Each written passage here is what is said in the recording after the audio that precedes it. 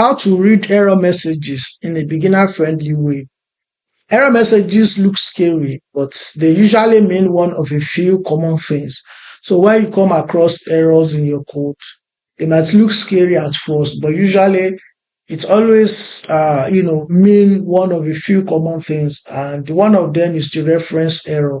And reference error simply means that what you are trying to reference does not exist. For example, let's say you are trying to reference a name that does not exist in your code. JavaScript will easily throw a reference error. And another thing is that often a misspelling or variable not declared. So if you misspell something or you are trying to access a variable that is not declared, it can always give you an error. Let's take a look at that. So let's say I have a variable like this and I name it let's say const name. As you can see, this same name equals to marks like this. And now when I want to access it, I now do something like this console.log nmae.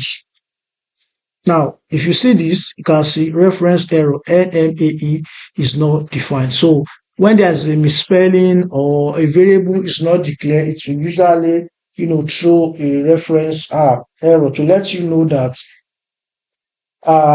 what you are trying to access is not accessible or does not exist in your code. And so this is how you try to debug or find errors or exceptions in your code. So let's move on and talk about a type error, which is another kind of error that can happen in your code. It means that you try to use a value in an impossible way. So for example, let's take a look at this short example. So let's say I have a variable x declared this way without assigning a value to it, and now I now try to access this value and then use a property, a length property on it. Let's say you can see can't access property length x is undefined because this x actually is not defined. It has no value. So it will only work when I have value assigned to it. So this is another definition of an error that can come up when you're trying to read error message in your code. So note something that in the console window, the error usually includes a line number. For example, look at this. You can see this is index.html line 38. So if you come here, you can see that this exactly is where the problem is. And if you click this in my console, then it will jump to the exact line to show you where the problem is in your code. So let's move on and talk about a simple debugging checklist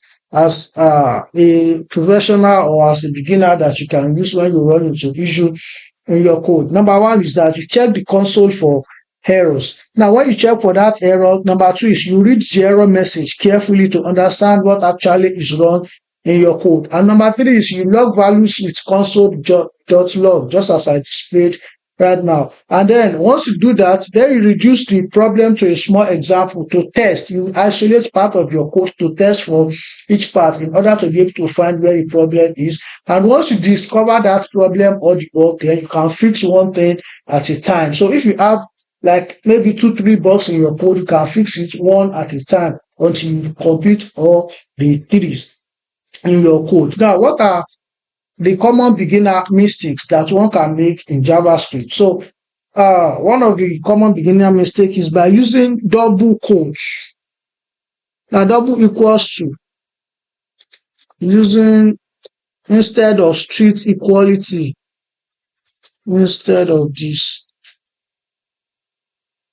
So the difference between the two is that one checks value while the other checks both value and the type. So let's look at an example to see how this can hurt a developer. So let's say I have a variable that has a value of 10 and then I put up an if statement and say if x equals to 5, console dot log this one. Now, if you look at this, you can see that this actually print something out, this runs, which is the correct thing that I expect instead of, oh sorry, I made a mistake. So I'm supposed to use, okay, sorry, this is correct. With this x equals 5, now you can see that I'm getting this text, this runs as the string as the output.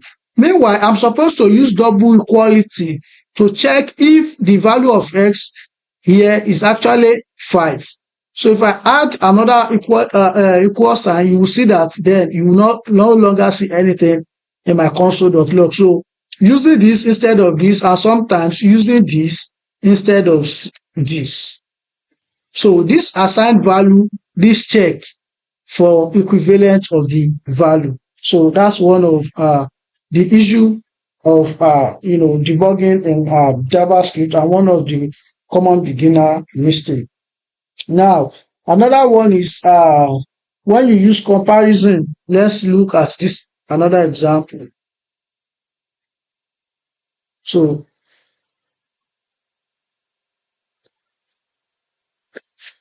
now if I do comparison now in my code and I say x equals to 5, now this definitely should throw an error because of the fact that x does not equal to 5 both in value and in type. Now put this runs only if x is equal to 5. And since x is not equal to 5, you can see that there's nothing showing in my editor, which is telling me that the value here does not equal to what I have as the value declared for my variable. So moving on, let's look at some major browsers debugging tools. Chrome, Firefox, Edge, Opera, Safari. All of these browsers support debugging. And you can activate debugging in all of these browsers by pressing F12. And then you can then select console in the debugger menu. So let me quickly show an example of how that can be done using Firefox as an example. So here I will press F12 on my keyboard. Let me close this.